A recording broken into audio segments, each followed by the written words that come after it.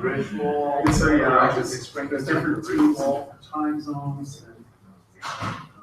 Bring it same ritual, like Easter, vernal equinox, planting the garden. Mowing the lawn. Yeah. Where's that guy? Tractor. It's fun.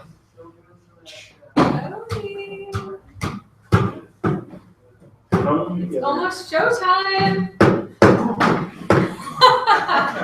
Good morning, everyone.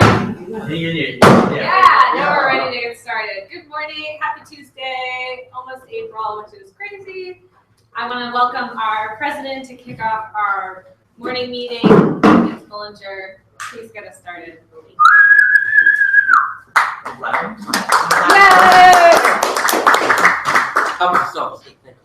morning, everybody. If you could all please rise, and if you care to do so, please join me in the sign of pledge of allegiance. I pledge allegiance to the flag of the United States of America and to the republic for which it stands, one nation, under God, indivisible, with liberty and justice for all. Today's timer is myself, so I have a quote for you, which I have to memorize. It's by Peter's over there. Steve Jobs said, "People who are crazy enough to think that they can change the world are the ones that do." You all be seated. Woo! All right, let's see. We have guests today. We have a previous member who is joining us as a guest today, Ryan Hugh. So, I don't know if you recall this part of the meeting, but why don't you introduce yourself? Tell us what brought you here and what you look to get out of the group. Sure. Hi, my name is Brian Hugh. I was involved with the group 3-4 years ago. Was on a bunch of bigger projects that were kind of not convenient locations, so I kind of fell off. But kept in touch with a few people through some of the events, and acquainted with Jesse just recently, and they kind of remembered that I kind of wanted to get back into the group, so I kind of got the opportunity to kind of have some smaller projects now, some more free time to be able to hopefully squeeze away on the Tuesday mornings and make it to the sessions. So thanks. Our secretary is out. Anybody else have the minutes from the previous meeting? Yes, nobody. So, all right. Any old business? No new business. Anybody have any new business? So, I have an announcement. Oh, all righty then. Let's move on over to announcements. Is there anybody that has any announcements? I do. Brett? Thank you, Mr. President. Dues are due. I think most of you have given me money, but Vince, you haven't. That's right. Very bad. I'm going to be going to the bank probably this evening to bring in the check. So if you haven't gotten to me yet, get them to me. Thank you. Great. Yeah, pretty important because sometimes they kind of drop you off the days of the year and come to us. It's kind of has to get you back out. So, if you haven't paid, Brett, please do. Any other announcements anybody has? Mike? Mr. President, a couple of things are going on. Number one is the Global Azure Boot Camp is scheduled for April 15th. You can go out and register. I think it might even be under your events, possibly. We are also looking at two new events that are going to be coming out. One is going to be the Xamarin meetup group in the Twin Cities. We are in the process of getting that organized. I'll get you details as soon as that's done. Would anyone be interested in a Xamarin meetup group? Yes. Sorry, can I ask questions? Yes. Okay, is that at all connected to is that Enterprise Mobile? Because I know that they're very Xamarin focused. Yeah, that's essentially a Xamarin user group, just to let you know. Okay, well that's good to know. Yeah. And then the other one is that we're going to be starting up the Azure user group in the Twin Cities as well. So details will be found on both of those. Well, I'll talk to you about that later. Okay. Yeah. Any other announcements? All right. The Division J Tabletop International Speech Contests are on April 5th at 6 p.m. Show up early for food and schmoozing. It is at the Meridian Crossing building. I'm trying to orient myself, which is that way in Richfield, 3579494. So if you care to do so, and hopefully I won't be, but maybe Mike might be called up as the alternate from our area. We both got second place, which is fantastic, because I don't actually have to go. If I am called upon to go, then I unfortunately might have to show up. So it would be nice if some of you would show up too. Anyway, so the .NET user group is the first Thursday of every month. This upcoming month, I'll be speaking on React.js.net. And on Friday, April 8th, we have the Value of Enterprise Architecture by AEA. Do you have anything to add to that, Tony? Or? It's, the location has changed. Oh, well, Due to reorganization at US Bank, it's now going to be down at the Nursery. okay. Same time, Same time, same back channel, different place, Same one of the Eventbrite link? speakers has changed. same Eventbrite link? Yeah, it should be. Really? You guys figured out how to edit it? Should Inside be. joke there. Well, changing the payment type, you can change the text of it, just not the payment. I figured I was able to change the, one to a pass. And it's actually one of our other members that takes care of that. That's it. Alright, so, and then of course, Twin Cities Co-Camp, April 16th, that's Saturday, 7:30 to 4. If you don't go to those, you should, because it's free, it's a great event. And I'll be speaking, we'll have a booth as well. Anybody else speaking from our group? Mike? You'll be there? Yeah, what you got there? Sure, sure. Oh, of course. Alright, anything else? Do we have a new member, an induction? So we haven't inducted Katie. Do we have an induction? Or do we need to vote or anything like that? Have we voted every person? I don't remember. You're being escorted out of the room, I do not go remember. through the initiation ceremony? No. Alright, Mr. President, I move that we vote to induct Katie into our club. do we have a second? Second. And is there any discussion on that? Well, actually, I think I need to escort. So, if you could please go out of the room whilst we debate the inclusion of you into our esteemed club. We have a, oh, well, I didn't see the city. No, it's okay, you can. Do we, is there any discussion on the matter? We have a motion on the floor to include Katie, Shimazu. Shimura. Huh? Shimura. Yes, sure, into our club. Is there any discussion on the matter? Absolutely. Well, I think more people in the club is always good. Oh, sorry. More people in the club is always good. Talked to her, she's very interested in various development, I think could bring a lot to the club. And so for that reason, I say we should invite her to the club. of course, anybody that has a warm body and a check for bread is always welcome. Any other discussion on the matter? I think she meets all the criteria, right? Okay, good. She has a pulse. Yep, I believe so. That's it. You're in. Might have to get Okay, a HR no, no, to check that. So, any motion on the floor is to have Katie as a member of our club. All those in favor, please say aye. Hi. All those opposed, say nay. You say aye. Well, I believe the ayes prevail. Please help Katie. Shimura. I believe. Yes, that's it. I believe. If we all clap, then they can hear us, so they cheat.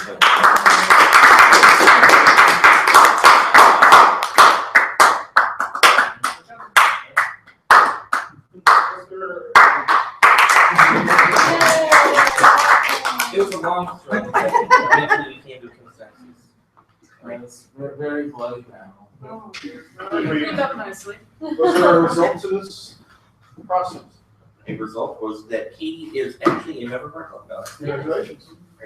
I'm still trying to figure out how I'm supposed to properly include this into our meeting, but it is something that Toastmasters International has brought up, and it is a Toastmasters promise. You can feel free to read this all you want, but in general, what it says is that you're going to put your best foot forward, you're going to show up whenever you can, you're going to be as active of a member as possible. As I like to say, if you go to a presentation or a conference of some kind, you're getting something from somebody. But when you come to TechMasters, everybody puts in a nickel and everybody walks away with a dollar. So please do your best to be the best one you can. All right. That gets us past the announcements area and business. Awards track. Please get out your manuals if you brought them. If you didn't bring them next package. You should. Do we have any updates for this? Did anybody give any manual speeches last week? Okay. All right. So please try to remember that if you're giving a speech, try to fit it into a manual as much as you can, so you can continue to move along and we can continue our quest toward as many points toward the Distinguished Club program that I had discussed back in January as we can. Yes. So what are those numbers? What are those? Numbers are how many speeches you have left to obtain Oh, okay. the next level or count for your communication. The green means accomplished, red means you are currently active in it. And what if there's no numbers? There's no number. and I don't know what your number is. Oh. Now, and for the leadership stuff, that's different. It's certain numbers of projects, it's a little harder to clamp down on. All right, and today's Toastmaster has been a longtime member, been around for several years, including bringing in some kids as well, in and out of the club as well. And I just started a contract a few weeks ago, and I was adding people from the team onto my Slack, and I was Adam Kirsten. I wondered if he's related and looked him up, and he was. So it is interesting that I happened to have started and was sitting across from the son of today's Toastmaster, Tony Gerstad. Please help me welcome Tony. Thank you, Vince.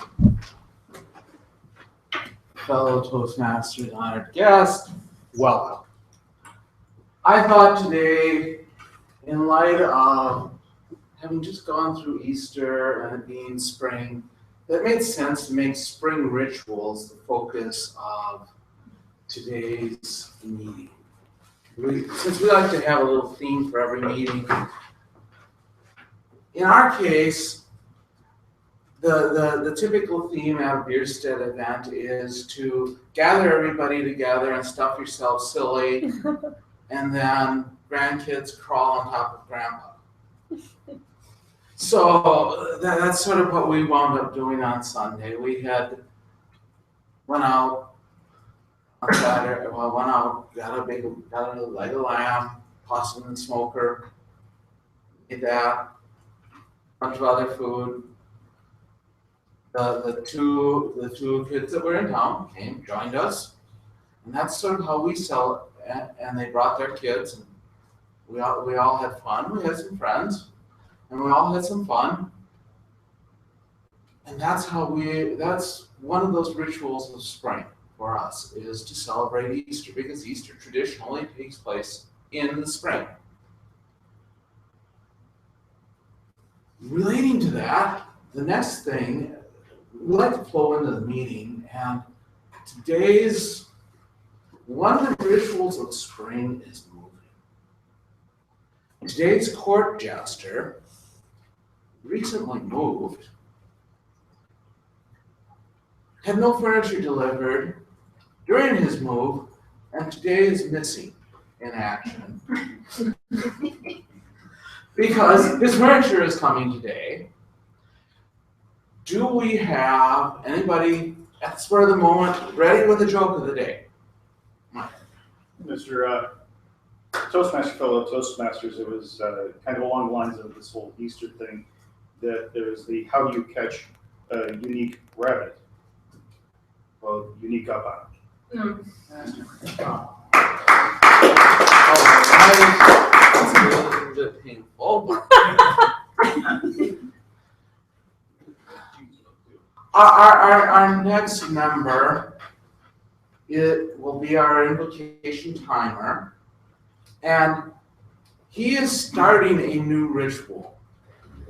His spring ritual is going to be losing weight. Last year worked so well that he lost a bunch of weight that I think he must have decided to put some back on so we could do it again. Vince, would you tell us about your timer roll and maybe a little bit about your ritual? Sure. Thank you, Mr. Toastmaster and fellow TechMasters, and welcome guests. Today I will be using the Toastmaster International app whenever it decides to let me log in. And if you notice that is something that's new, I brought it up. I made a video entry for us. It's terrible, but whatever, we'll see what happens. For our group, and hopefully this will help me keep us on track and will allow us to not only work on, like the app can say that we're here to improve in many things. We're not only here to improve our speaking skills for our prepared speeches, but also our practice speaking and our evaluation. But we're also here to improve upon things like timing and trying to fit in basically wherever it is that we are. So for example, we're giving a long speech, or I want to fit in those times. If we're giving an evaluation, we want to give this tiny one, and I'll be here to keep you on track. For our tabletop today, or our practice speaking, we'll be speaking from 1 to 2 minutes. You'll notice a green bar will show up on the phone when you have met your bare minimum allotted time. When you get to yellow, that means you're running out of time, and right means you're running out of time, so you need to stop. I'll try to make it noticeable for you, but please do know that it will be on the phone. And for evaluation, it will be 2 to 3 minutes, and for speeches, it will be 5 to 7 minutes unless discussed. Thank you, Mr. Toastmaster. Thank you, Vince. Today's grammarian, I didn't get a spring ritual from him, mostly due to my failure to send anything out until late last night, but I'd like to have Jesse tell us a little bit about the grammarian role and the word of the day. Not grammarian. I had you listed as grammarian on my speaker. Let's go. Jesse, you are grammarian. Jesse, you are the grammarian. Holy cow, for real? Okay. Give me one moment, go to the next roll. Or you... Well, while that's going on, let me deliver Thank you. the bell, which everybody should listen for, because I hope our grammarian today will make ruthless use of that to remind us to not use filler words. That's one of the things that the grammarian will be helping us out with. In addition, he'll come out and make some counts for us and tell us how many ahs and ums and other filler words we make. The other thing that our grammarian will do is help us out with the word of the day. I think we have one coming. Yes. All right.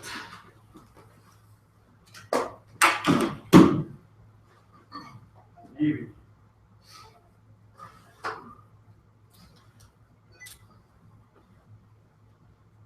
All right, it's myopic.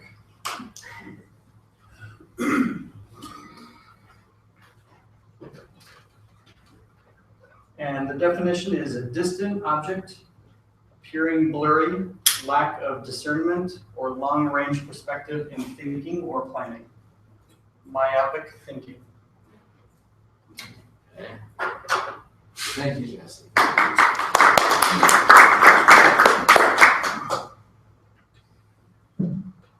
Our next member, in the role of 1-minute Toastmaster, will be telling us a little bit of a quick thing about what we can do to be better Toastmasters. And Clea said that her favorite thing about spring and rituals is that setting forward of the clocks so that she can have more light and maybe with that light reveal something to us without a myopic focus. Thank you. Yes, I love daylight savings. So for my 1-minute Toastmaster speech, I wanted to talk about listening. Often in our time, we speak a lot, that's what we practice, but it's also equally important to listen. And the most important way to listen to someone is active listening. The definition of active listening means actively listening, you're fully concentrating on what somebody is saying. So there's a few ways to relay that you're actually paying attention to what somebody is saying. One of the most important things is eye contact. By making eye contact with someone, you are directly engaging with them. Another thing you can do to relay that you are engaged and you are actually listening to them is by agreeing with them, nodding your head, maybe doing some hand gestures. Sometimes when it's appropriate, ask a question. And most importantly, try and engage with them in a way that does not overbear what they're trying to say. So when you are listening, try to be active listening, pay attention to them, ask poignant questions that aren't just to hear yourself talk, and you will become a better listener and overall a better person to communicate with. Thank you.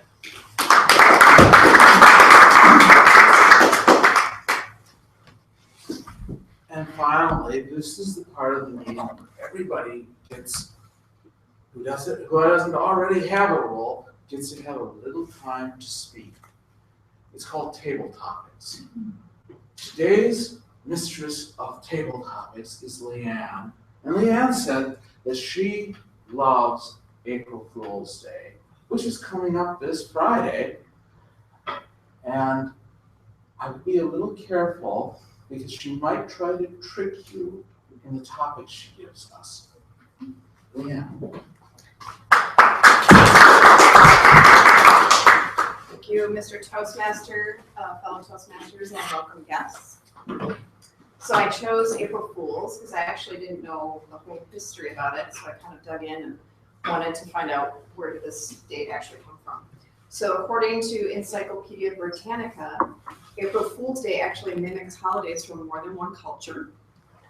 And both the Roman festival called Hilaria on March 25th and the Indian tradition of Holi on March 31st share the premise of All Fools' Day. So in both countries, the day is marked by sending others on fool's errands, all in good fun. And then in Scotland, there's actually a day called Goki Day, which is named after the goat, which is a symbol of the fool. So for today's table topics, I'm gonna choose Matt.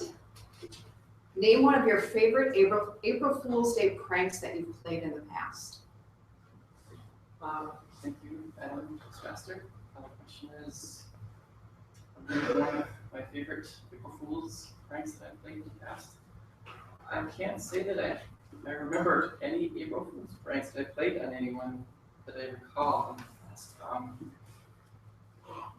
I'm thinking of one that a couple colleagues played on our network IT guy a few years ago.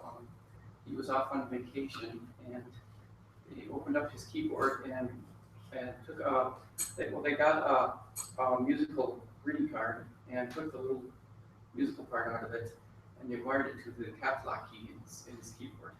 And so when he came back, every time he pressed the caps lock key, it started playing Miami's Sound Machine. He was very confused about that for a long time. He thought that he had actually pressed something on one of his programs to actually do that accidentally.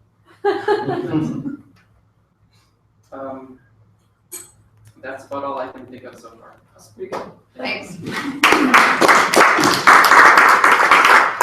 So some of the things that happen on April Fool's Day, companies will do little jokes or put things out on social media in honor of April Fool's Day. So one of the ones that I thought was interesting from last year, Audi, the car company, did a whole video segment on social media. They actually designed a motorized office chair with a calendar so that I could whisk an employee or worker to the next meeting along with facial recognition technology so that it could help them steer clear of their boss. So if you haven't seen it, it's out on social media, it's pretty funny. So Katie, you remember, if you were to play a crazy April Fool's Day prank and there was no repercussions of hurting somebody's feelings or getting caught or getting in trouble at work, what would you do? You know, that's a good question. I have played one April Fool's prank in my entire life, and it went so badly that my 6-year-old self decided never to do it again. By telling my mother I had broken her favorite teapot, and the look on her face was enough that I swore off them forever.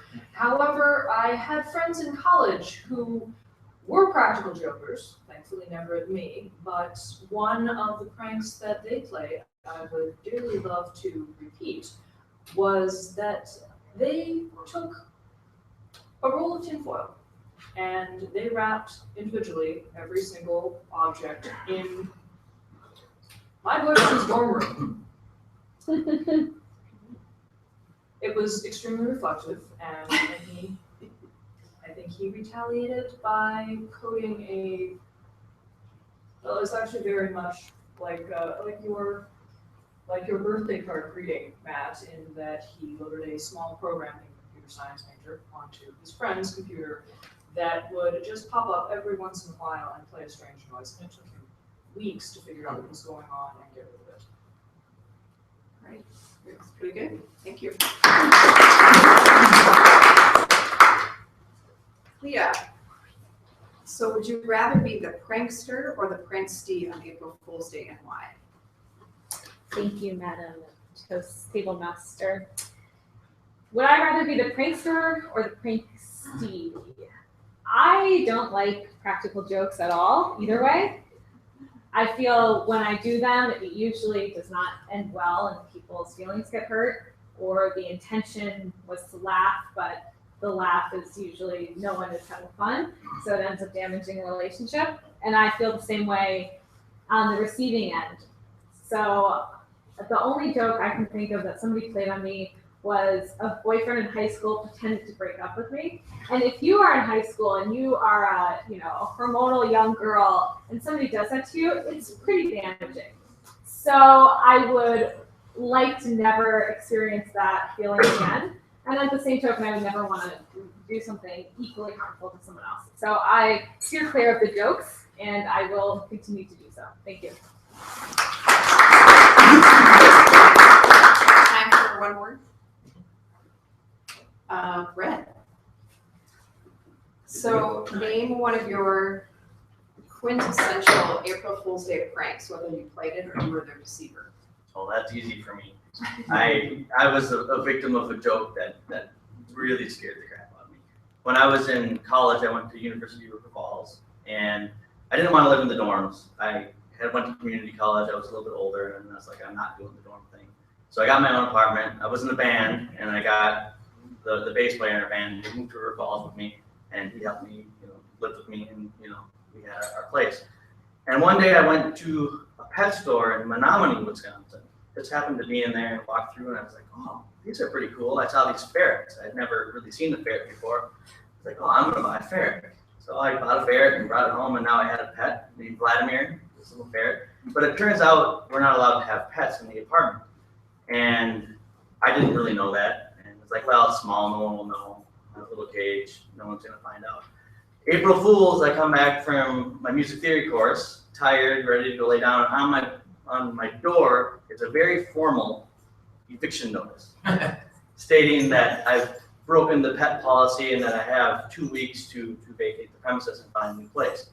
And I looked at it and I was just like, oh my God. I went into panic. I'm like, what am I gonna do? There's not many apartments around here. There's not gonna be anywhere else I can go live quickly. So I walk in and I sit there and I wait for my roommate to come home who's gonna kill me because he was already mad I got the ferret. He didn't want it, he's got allergies. And he comes in and he's yelling at me, like super mad, saying, what are we gonna do? I can't believe you bought this stupid ferret. Why did you bring it here? Now we're gonna be kicked out. And he let it go for the whole day. It wasn't until the second when I called my parents. I'm like, what am I gonna do? And then in the morning, he's like, yeah, that was a joke, April Fools. So that's the worst joke that I've ever had on me. Thank you, Yeah, Madam. thank you. And I think that concludes our table topics. So I'll turn it back over to Mr. Toastmaster.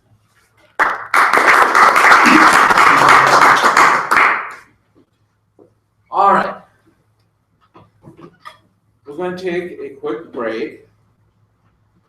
About, let's say, 5 minutes. Do we have a clock up here?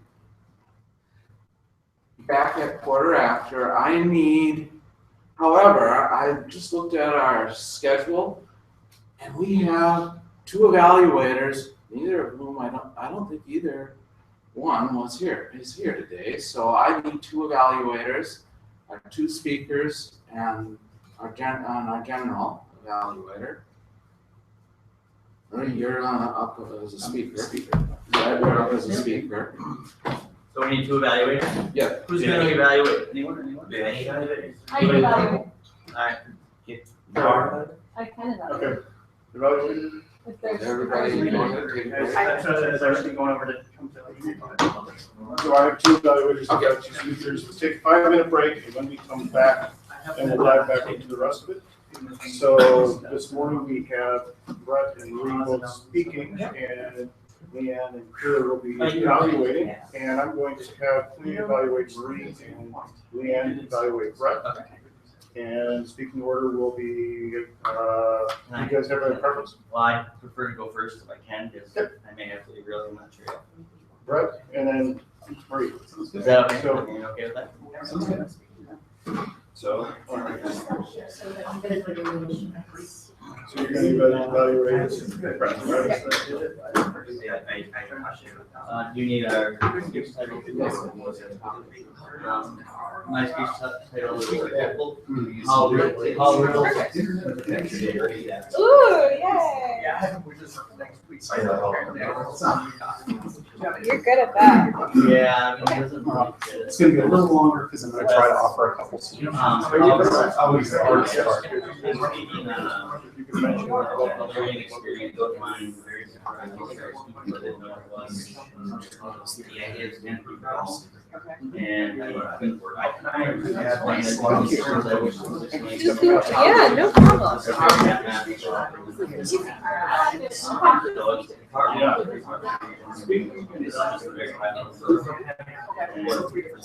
Yeah. We got some space for is. Yeah, I know.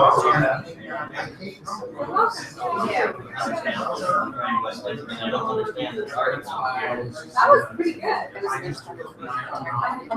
No, not really. Not tech at all, more like the math. Okay, perfect. Yeah. And is it,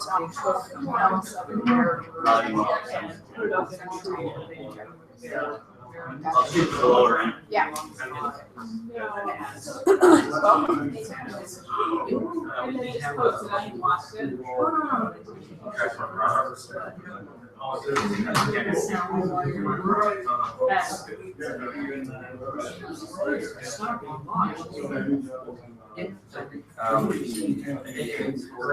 Right, I'm trying to remember.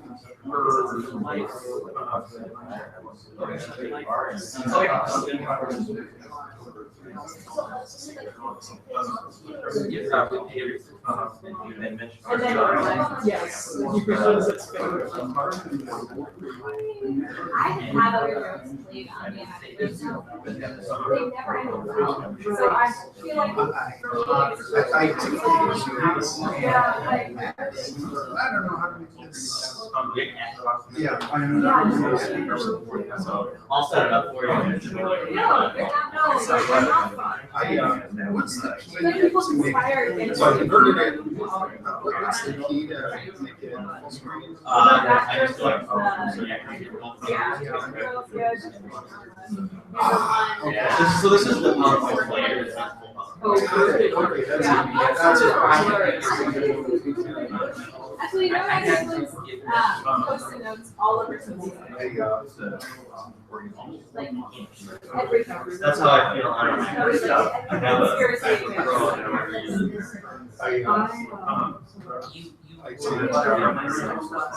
I've been using Max for about 2 years. Before that, I was all using. Yeah, yeah. That's. Yeah, the context shift between them, they're just different enough.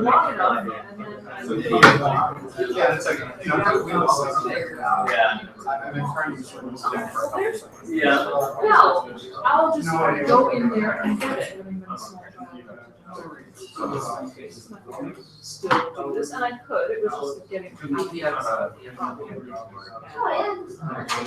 was wedged about halfway through. Everything was going fine, and my boss walks by, and says, "How look my head?" Okay, and at that point, I started laughing so hard I couldn't get back up. Oh,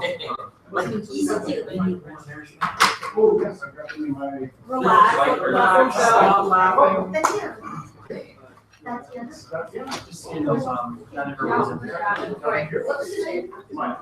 Oh, yeah. Sorry. Not being very. Now come back to order, please.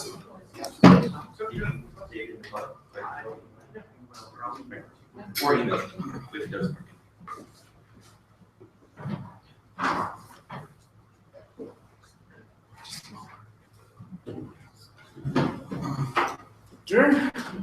Just prior to our break, we had an additional guest arrive, Tatiana. Welcome. I'm not going to subject you to the normal interrogation.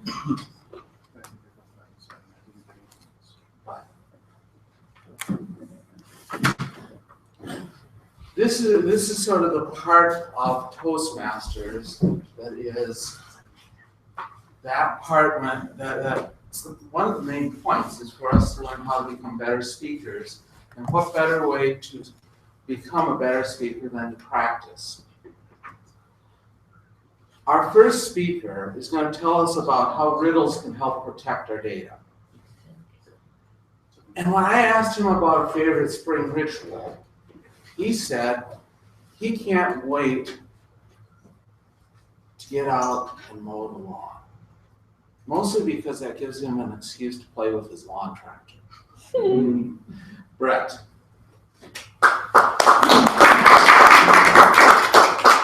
Thank you, Tony.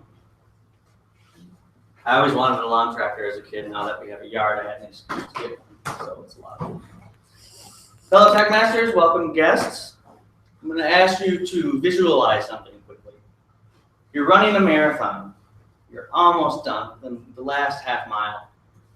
You start to hit a wall. Your muscles tense up, your breathing gets heavy, your heart rate is pounding, and you think to yourself, there's no way I'm going to be able to finish. As you turn the last corner, though, out of nowhere, like a lightning bolt, you get your second or third or fourth wind, as it may be, since it's a marathon, and you cruise by the person in second place at a speed you hadn't read the whole marathon. The question is, what place are you in now? Now, if anybody knows this riddle, don't answer. What place are you in? If you cruise by the person in second place. First. Second? You are in second place because you just passed the person in second place. So riddles are a very unique thing for a lot of reasons. And no, Vince got it. Because they put your brain into a state that kind of takes you away from what might be right in front of you. Our brain is a context engine. It's grabbing all sorts of details and throwing out the things that it deems unimportant. Riddles exploit this and make someone think about this problem so hard, and then get very disappointed when they hear the answer. Now, I have a friend who's a PhD in physics and a very, very big math geek who loves riddles. He's always got a riddle to tell you, and he loves watching people squirm and try to ask questions to get hints towards the answer. I was having lunch with him last week, and I said to him, Bob, why do you like riddles so much? And he's like, oh, that's easy. It's proof that our data is safe. Okay, blank stare, like I have no idea what you're talking about. And he's like, non-deterministic polynomial time versus polynomial time. Okay, I don't know what those words mean. Blank stare. He's like, P versus NP. Blank stare. Sensing my total ignorance to the issue, he says, well, you should know what that is. You're the computer guy, right? And then he started talking about the onion rings that were on the table, relieving me of my stress. So that night actually, I went home and I was like, what does he mean? Riddles prove our data is safe. And what is this P versus NP? I'd heard of it, but I never really knew anything about it. So I read, and I'm not someone who can read math things very well. You see all these equations, these integrals, these sums. While I understand the basics, I can't look at a formula and say, oh, okay, I get it. So I scratched my head for a while. I was reading, hit my head on the keyboard. I read for about 3 hours that night, and I continued reading as much as I could during the day during my free time. And I finally think I understand what he meant and how clever it was to say, riddles are proof that our data is safe. So today, I'm going to introduce to you part one of what's going to be a 3-part series on the P versus NP problem. And I'm going to try to explain it in a way that I wished it was explained with my first Google search. P versus NP, P equals NP. It's a question. It's an unknown. We don't know if these two things are equal. Now, the first thing you'll find when you Google this is something like PNP, or P versus NP, attempts to explain if problems that are easily verifiable in polynomial time are also easily solvable in polynomial time. Okay, I don't know what that means, right? No idea, so went on, kept reading. And so I finally came to a bit of an understanding on it. And I'm going to take you through the process at a very, very high level in this part one of the series, to see if I can explain to you what my friend Bob meant about riddles. So let's break this down. What is P? polynomial time. Don't really know what that means, something to do with algebra and time calculations. Really what it means is a problem that is easily verifiable by a computer. So an example of this is 2 plus 2 equals x. It's something that if you're given the answer 4, you can ask a computer, is this correct given this problem? The computer can calculate that very quickly.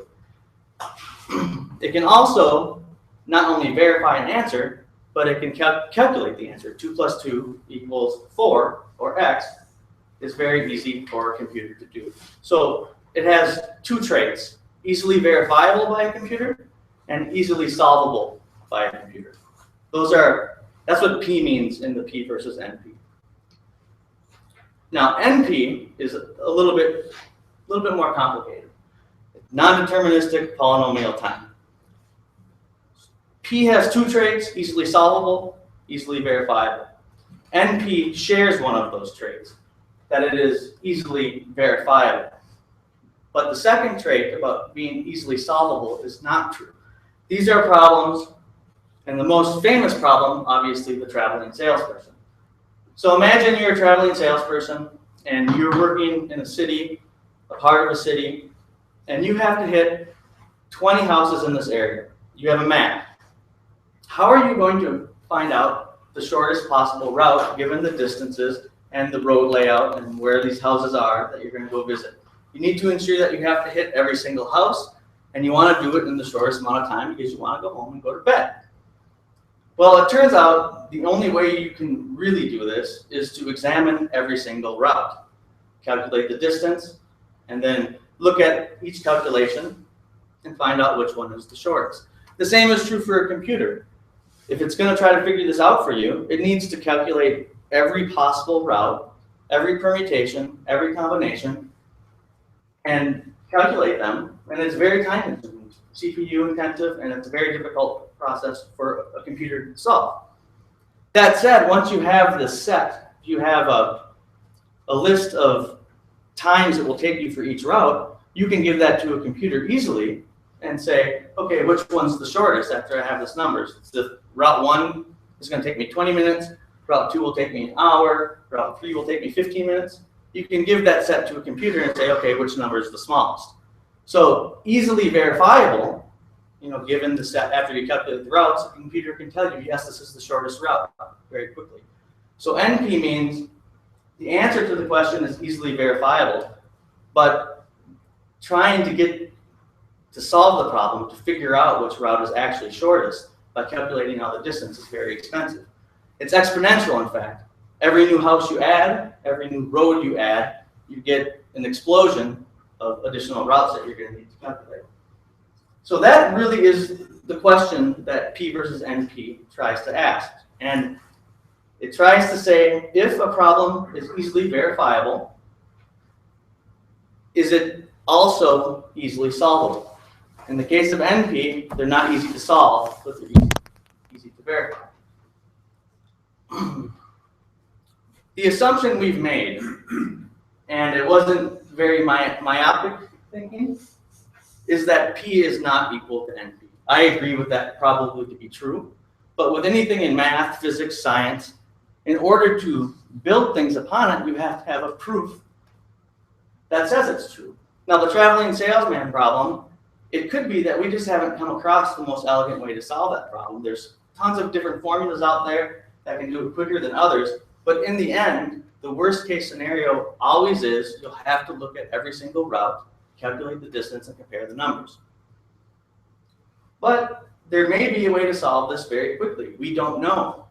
No one's come up with a proof that says that NP problems that are easily verifiable are also easily solvable. But everyone assumes, yeah, we're really smart. We're pretty sure, we've tried to solve these problems. MIT's tried to solve these problems. They can't come up with anything that solves these problems in what they consider polynomial time or very quickly. And because of this assumption, we have things like encryption. We have things like SSL. We have game theory.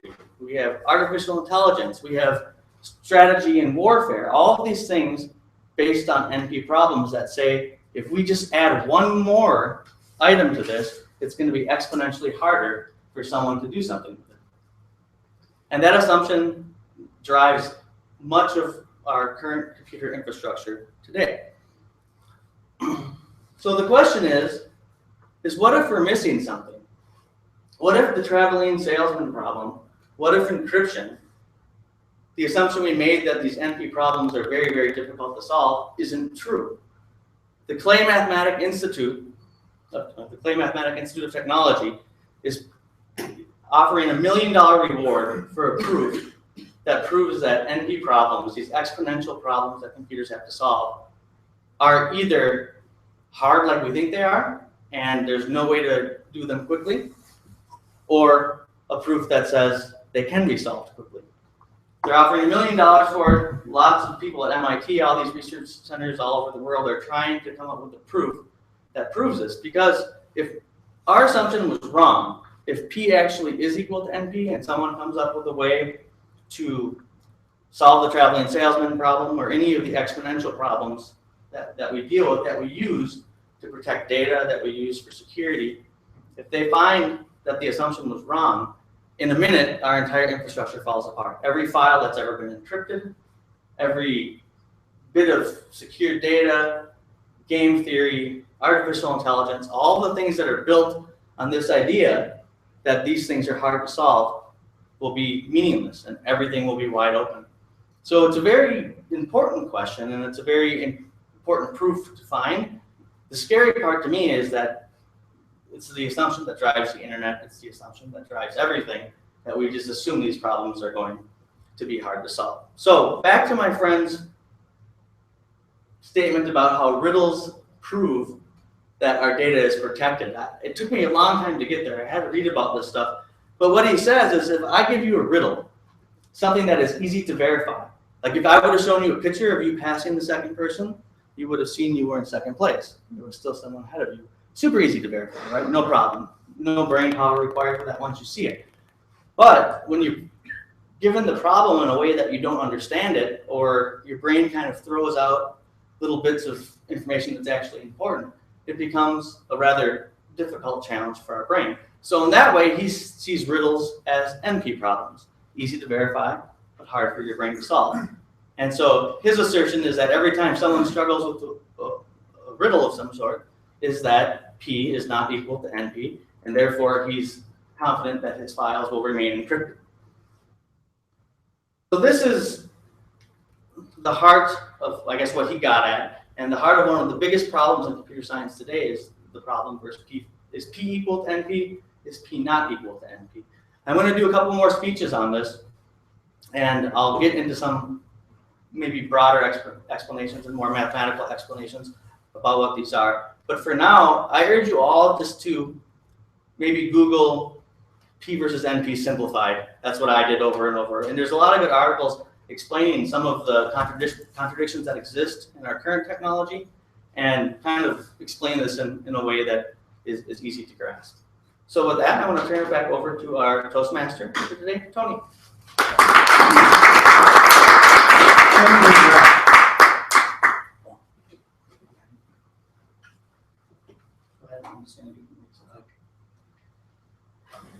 Our next speaker is going to tell us about the Internet of Things and security. We're privileged today hearing actually two little speeches about security-related topics. Marie said that the spring ritual for her, I think I threw out one example of the spring ritual's vernal equinox, and she said it sort of coincides with her birthday. And she said she likes to do yoga workshops and meditation and something else outdoors so she can take in the beauty of nature. Do you do that using the Internet of Things? And is it secure? Help us understand. So I am going to be talking about the Internet of Things and some of the security issues around it that people are simply not thinking about. And there it is. If you look in the headlines today, you'll see many headlines about Internet of Things security being broken and vulnerable. Things, people hacking Nest thermostats and turning the heating systems off, vulnerable cameras, cameras exposing babies in living rooms and bathrooms, and a whole lot of things. And you might be thinking, oh, these people are idiots. They put their cameras on the internet. But there are some things that are happening with network infrastructure and consumer grade gear that sometimes leads things to happen that people aren't quite aware of. And I'll get into that in more depth. But today, there's a search engine, Shodan. It's used by both hackers and security professionals to audit external networks. And you can search Shodan, and you can find, here's security systems that I can control from the internet. Now, if you think about a security system, that may not be something you want people controlling on the internet. Thermostats, I can search for thermostats that I can reach and control, which, I want to turn down the heat of that guy's house in Canada, make him a bummer morning for April Fools. I don't know. So the problem, and one of the problems, there's many, but one of the problems has been the UPnP protocol. It was developed years ago. It's really insecure. It does not do any validation. There's several security flaws in various UPnP frameworks embedded in popular consumer gear. And for many years, popular home routers had UPnP enabled by default. And people really thought, plug and play, that's a good thing, right? I'll leave it on there. And what they didn't realize is when a device comes up on their home network and does a UPnP advertisement, that router will make a mapping and allow outside people to connect to it. So in a lot of cases, people actually had no idea. They didn't really mean to put their cameras or their thermostats or stuff on the internet, but it's this UPnP problem. There was actually an interesting study H.D. Moore did, mapped the entire global internet. He found 81 million devices that would respond to UPnP on the internet. Interestingly, that's about the same number of IP addresses allocated to Canada. So this is a fairly large problem. 23 million were fingerprinted and found vulnerable to a flaw that could be compromised with one UDP packet. So this is actually a pretty big deal. I did actually a search last night on Shodan of, and now there's been some effort to replace consumer gear and maybe get some things updated, but there's still a lot of vulnerable UPnP on the internet. I did a search last night of these vulnerable UPnP stacks that I could take over with one packet, 6.2 million devices worldwide. That's more than I could possibly hack if I was inclined to hack things. But suffice to say, there's a lot of stuff out there that has some serious vulnerabilities. Now, you might be saying, okay, I've updated my UPnP, I'm running current, I've got it shut off, my router's secure. There's a new attack, and it's the last couple months, it's called the fillet of firewall attack. I love these names for security vulnerabilities. And it has to do with, you may have turned off UPnP on your router, but many of these home routers have effectively a URL that you can call to enable and disable things. And so what happens is you go to a website, and I'm sure all of you went to a website yesterday, and someone malicious gets in there and sticks some JavaScript in there. So when you're on that website or that message board or whatever with some user-generated content, your computer's running a piece of JavaScript, and it's hitting your default gateway, which actually is your router. And it's actually sending some web calls saying, turn on UPnP, baby. And you don't even know it. They can cycle through the various web calls to hit all the routers, and then suddenly now your router that you thought you had this UPnP disabled is not quite enabled. And so there's actually some cert vulnerability warnings on this. This is kind of normally we don't allow traffic from the internet into your network, but once you hit this piece of JavaScript, your computer will hit your default gateway or your router. It will actually enable UPnP, and suddenly your advertising services to the outside world, you may not have had any idea that you're doing so, which is kind of scary. So you might be saying, well, geez, do I just give up on all this Internet of Things? No, I really love technology. And so I want to use Internet of Things safely. Now, this is actually kind of a very complex picture of my home network.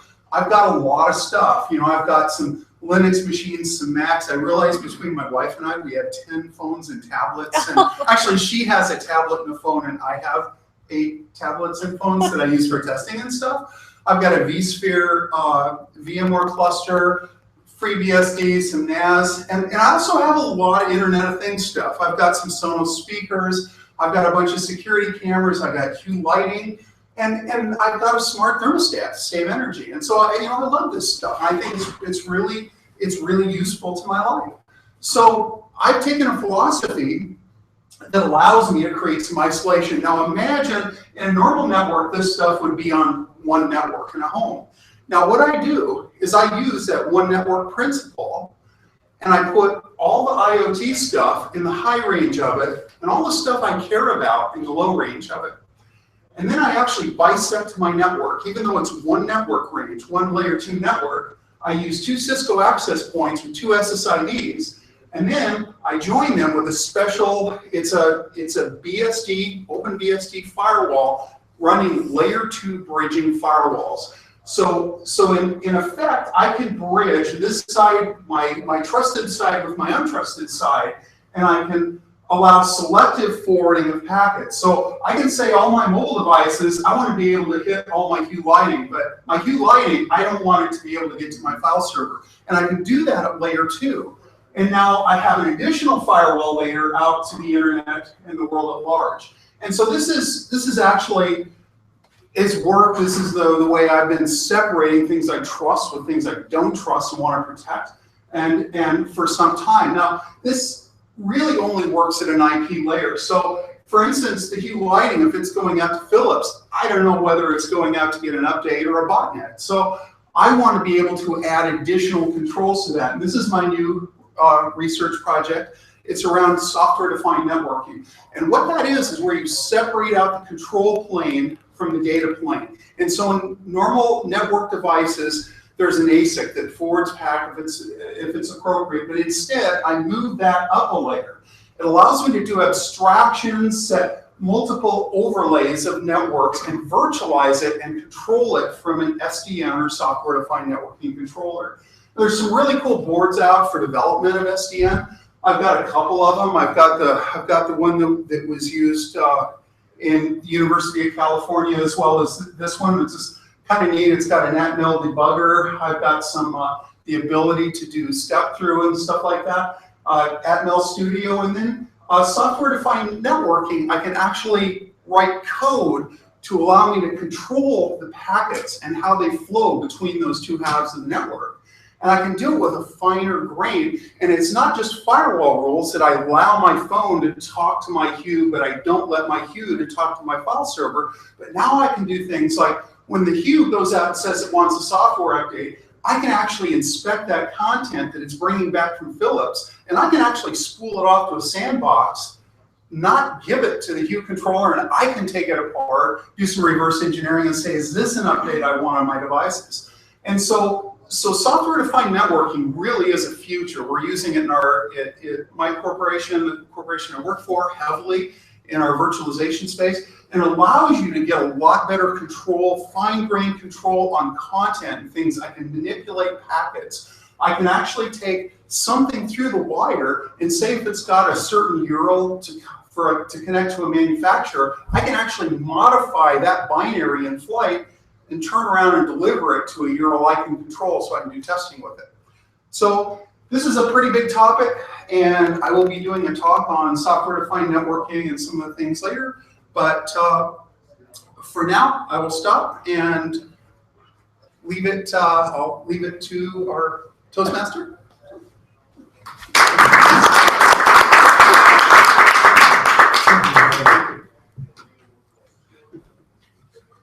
Two interesting talks. We can be terrified about all of those things that we've added to our network, and the fact that problems that should be hard to solve might not be, like hacking stuff. That's what our speakers have talked to us about today. Now we are entering the time of our meeting where we're going to evaluate the speeches, because evaluation is the key. To lead us through the evaluation portion of the meeting, I'd like to introduce Mike and have him join. There you are, G. And he told me that his favorite activity for spring is planting a garden. But he's not sure what he's going to do this year because his eldest daughter has gone off to college and isn't there for him to stand over. And maybe it's not that he plants the garden, but he cracks the whip. Thank you, Tony. The actual thing was planning. The actual work part of actually getting the garden planted has always been a struggle, but yeah, we're down to 25% of our workforce. We're trying to work through that. The whole empty nest syndrome is really something you have to play with. But to dive into the next part of the meeting, this is where we get a chance to get some feedback on what we did well and how we can improve the presentations that we've done. We had 2 excellent speeches, and I would like to take a vote for the better of the 2 speakers. So if you'll please bow your heads, everyone, and then raise your hand if you felt that Brett's talk on P is equal to NP was the best. Please raise your hand. And if you felt that Marie did a better job, please raise your hand. All right, thank you. And with that, now we're going to dive into some evaluations. And these were both, I believe, manual speeches. So we're going to start out with Leanne, the evaluating Brett. Could you tell us how he did and what he could do to improve? So Brad, this was a dramatic speech for everybody that was aware of that. Really nice job on a very challenging topic, as you shared with me. I thought you did a great introduction. It was a long introduction, but I liked that. I liked that you kind of drew it out in terms of a riddle and meeting with your friend, and you had a great visual with the marathon and kind of leading that up. And I thought it was really nice. It was very long, but I thought perfect. I liked it a lot. Good use of slides. I think you had some very interesting slides. I liked the traveling salesman, the sort of vintage looking slide. Again, that was interesting to me. And I liked that you had a good unfolding of the sort of key versus end, because again, very complex subject. You kept me along, and I think you also had a good use of looking at the audience. You kind of walked around, you used hand gestures. I felt like in terms of the slides, could have maybe used a few more slides, and again, that was me wanting a little bit more visual explanation. And I felt like it was at the point of the traveling salesperson, and then you talked quite a bit. And I would have liked a little bit more slides in there to kind of explain a little bit more, because it lost me a little bit. And that was, again, just me, but that was my feedback. You used the word of the day, so good job on that. I counted 1 off, but otherwise I think you did really well in terms of not using filler words. I felt like it was a little bit tentative presentation, so maybe practice a bit more in terms of presenting it. But I think, and then at your ending, I like the way that you tied it back to your friend in the riddle. So again, that's sort of a nice bow on the package, if you will.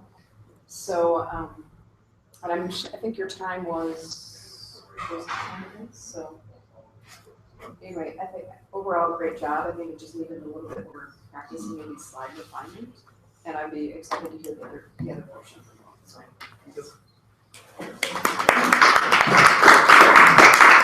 Thank you, Leanne. And to give us some feedback on how Marie did, we have Leah. Marie, your speech was to get comfortable with visual aids.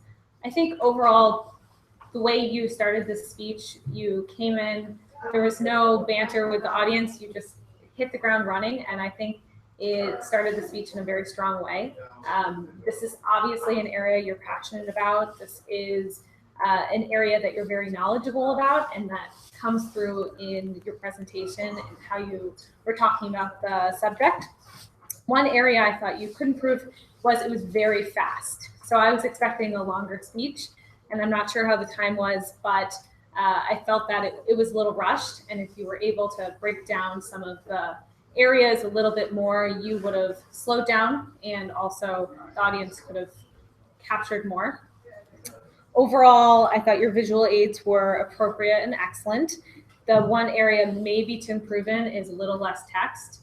And if you break apart the subjects, that it would slow down your speech and then also be more visually appealing for the audience, because we couldn't read it. It moved quickly. I did love your examples that you used. First off, talking about how people are being hacked by their baby monitors or their thermostats or whatever the case may be. And then you showed how easy that is and how obvious it is for people to be able to be hacked. So I thought that was a great real life example. Also slightly terrifying, but we expected that. I also like that you referenced how you do it in your life and a way to solve the problem. So you, like everyone else, loves the Internet of Things, but you found a solution to protect yourself and how to do it. I think you could write a whole nother speech or do a whole nother speech just how to protect yourself. Again, I felt like that was rushed. You could have maybe broken that down a little bit, just your process. But I thought it was a great example of ways that we can protect ourselves. The solutions was a really nice touch to the speech. Your body language was really strong. You were talking across the stage, if you will. You were engaged with the audience. I saw you making eye contact with everyone. I thought your speech was appropriate, and the speech was obviously well researched. Is something you're very strong in. So thank you very much. I thought it was a great speech. Thank you. Thank you, Clea. And while the evaluations are fresh in our mind, we're also going to vote for the better of the two evaluators. We have two excellent evaluations. If you could please bow your head, and then we will vote again. If you felt that Leanne did a better job of evaluating, please raise your hand. And if you felt that Clea did a better job, please raise your hand. Interesting. Thank you. And now I'm going to move on to the reports for the meeting. This is the part where we can kind of get feedback on how well we did on different parts of this. I know that our timer is probably the first report that we should go to so we can find out how we did on time. And Vince, could you give us a succinct and tight report on timings? Sure will. Thank you, Mr. Chairman Evaluator, and fellow Toastmasters. The Toastmasters staff has made this quite easy for, let's see, our 1 minute Toastmaster today. We have Clea was at 1:12, and you can see the color coordinated in the history thing. Pretty fun. For table topics, we had Matt at 1:02, Katie at 1:18, Clea again at 57 seconds, Brett at 1:50. For speeches, we have Brett at 12:44, Maria at 9:14. For evaluations, Leanne at 2:24, Clea at 2:33. Thank you. Generally, right. Our grammarian appears to not be here. Did he hand off his grammatical duties? Why, yes, he did. Unto myself again. Let's see. From Jesse's notes, we have odds and ends. Tony 1, Brett 2, Leanne 5, Matt 6, Katie 1, Clea 8, Marie 15. I don't think I caught one from Mike, nor did Jesse. And word of the day for sure, Tony and Brett so far. I hate to be myopic, but I was not attempting to pay attention for word pictures until later when our original grammarian got called in for an interview. So he's like, sorry, I have to leave the word. And I would entertain nominations if there are. Otherwise, I will reserve this for a better day. Anyone? Not seeing any. We will move forward. Thank you. Vince. And I just got one, right? There's one for Mike. There we go. Mike did one. So now we're going to continue on with our wise old owl, Leanne. Would you please, as our topic master, tell us what you thought of table topics and who you felt did the best job? Sure.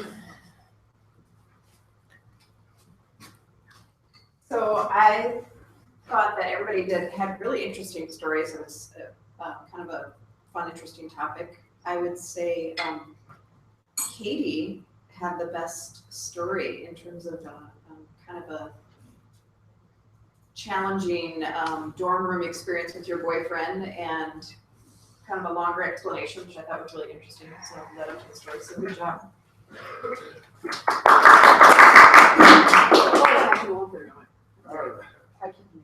So at this point now, I think I've got a chance to kind of give my 2 or 3 cents on what I thought of how the meeting went, and then I'll award the best speaker and the best evaluator. But for my 2 cents, I'd like to just kind of pull this up. And actually, the thing that I liked about today's meeting was we had manual speeches and we had technical speeches. And quite honestly, when are you going to do your IPO? Because I want to buy your security solution because you have me completely bought into this.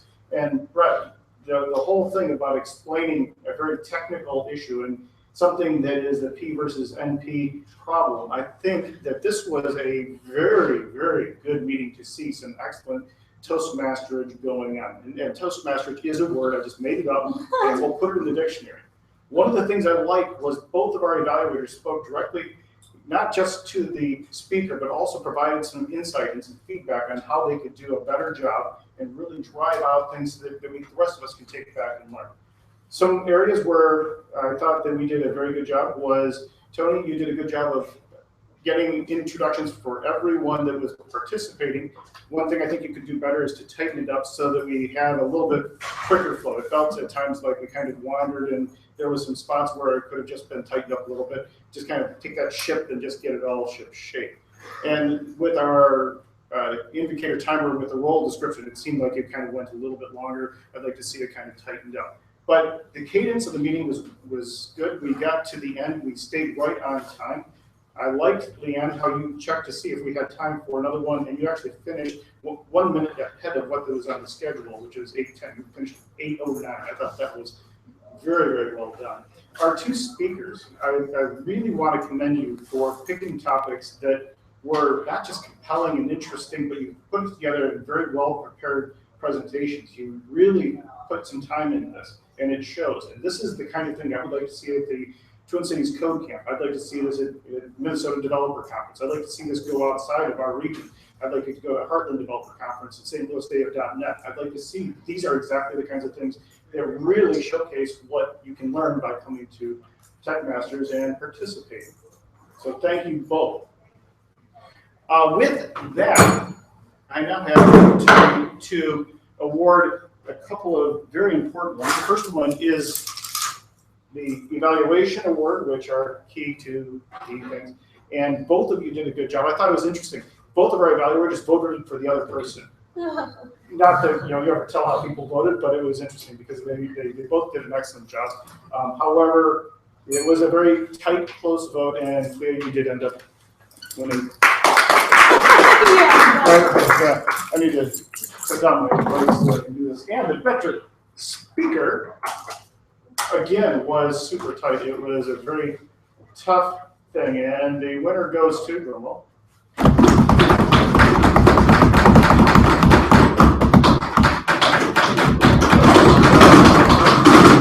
Right, there you go. Handshake. The fuzzy mouse, however, I'm going to award this to our software defined networking IPO. Murray, excellent job.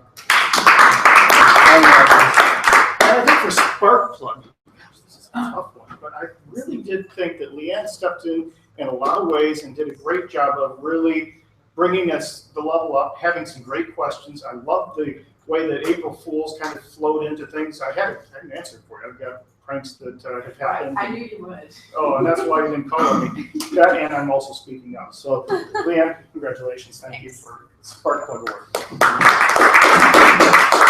that, I am going to hand the gavel back to our Toastmaster, who will take us up on time.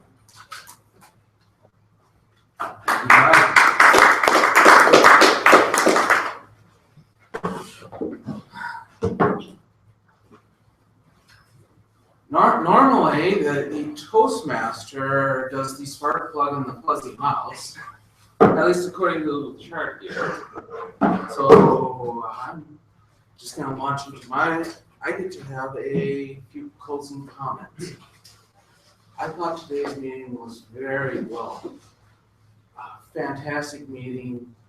I love the fact that I love the fact that we actually, for TechMasters, did all technical speeches today. That's one of those things that's sometimes not happened. But sometimes it's really great. And two fantastic speeches that, yeah, it would be very hard to pick one. And Fuzzy Mouse, which is all about making a technical thing clear and understandable.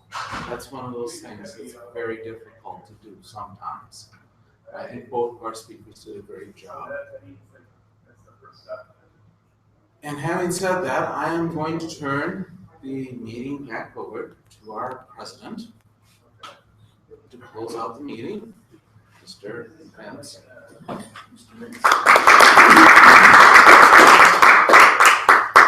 Thank you, Tony. I'm gonna finally get this back here. Really want this to be back up there. Anyway, so get us back where we are. We're here. Great for now. Here we go. Do we have any more new business to attend before we break for the day? Nope. Any announcements before we take off? All right. I had closed that. Let me see if I can remember it. What was it? Well, I can't remember it at all. I haven't looked at it in like 5 or 10 minutes, so I completely lost track of it. But it involves something inspirational and tech related, right? Something like mind-blowing. Mind-blowing, I'm sure. Yes, it was really poignant. It really meant something. And I want you to walk out remembering that it meant something, and you're supposed to do something big and great. Yes, that's it. So the schedule for next week is over here. And next week's Toastmaster is Will, so we'll make sure that Will gives out a theme and early in the week so that we can all have adequate time to prepare for it. And with that, that extremely poignant closing thought, I will close today's meeting.